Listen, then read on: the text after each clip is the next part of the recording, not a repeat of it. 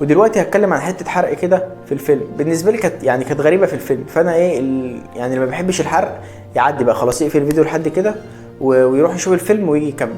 الفيلم حلو تمام، بس ليه جايب وندر وومن في الفيلم؟ انا مش فاهم، ولا هي بتعرف تمثل ولا عندها كاريزما على الشاشه ولا اي حاجه، وبالنسبه لي ما كانش ليها اي لازمه بصراحه في الفيلم.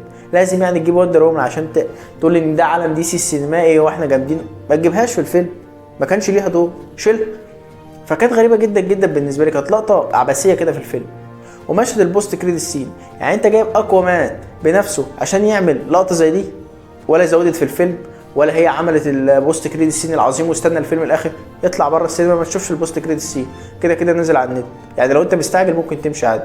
فبالنسبه لي كانت حركه مش حلوه يعني انك تسيب لقطه زي دي في الاخر. وكمان حته ان جورج كلوني يطلع بعد ما حصل الباتر فلاي افكت، انت جايبه ليه؟ انا مش فاهم برضه.